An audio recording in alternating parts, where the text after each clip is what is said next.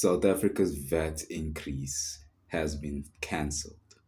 It has been scrapped. The news is it is not happening. And that's good news. That's great news. You know, um, we couldn't stomach this either way. So them doing this turnaround, it's good news. It provides us the relief that we've been waiting for in the news. And a lot of people will take it at that face value. But here's here's what I think. Now, let's be practical about this. Companies, service providers have sent out emails, messages, countless numbers of them, explaining to people in South Africa that from the 1st of May, prices will change in accordance with the VAT change. Now, with this cancellation of news coming at this time, are companies gonna turn around and decide they're not gonna increase their prices on the 1st of May?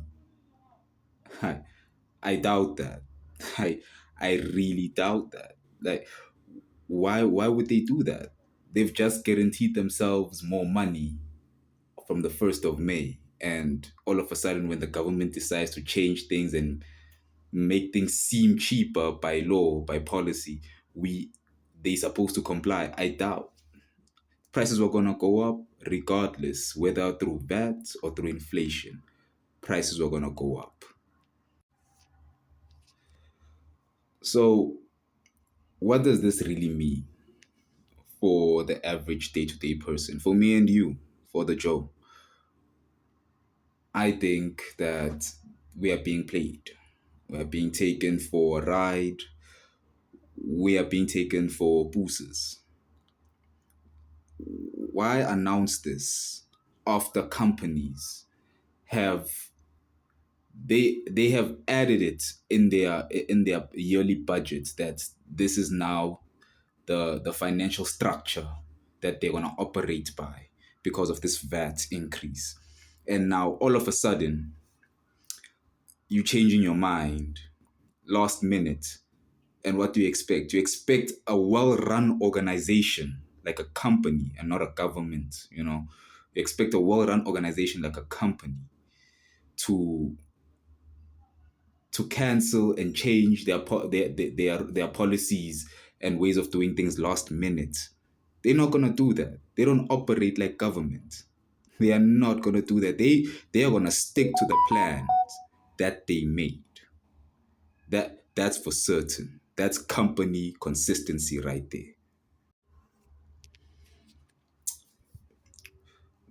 Look, what's gonna most likely happen right now in the news is political parties will try to scramble to take credit for this, to try and look as if they the ones who pushed through this agenda, this VAT cancellation, which is nonsense on my side, right? It's nonsense, but they're gonna try and do this because from their perspective, it could garner more votes for the next election, which is, I mean, yes, forward thinking, but so surface level.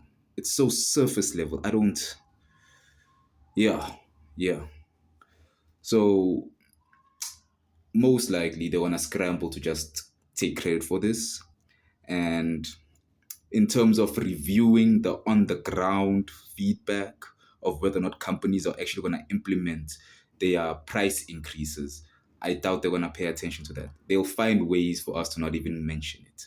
And I want it to be known that if this is really happening and there's no VAT increase, then by definition, there shouldn't be any price increase of anything, goods or services. But we all know that's not going to happen. So who's really stupid here?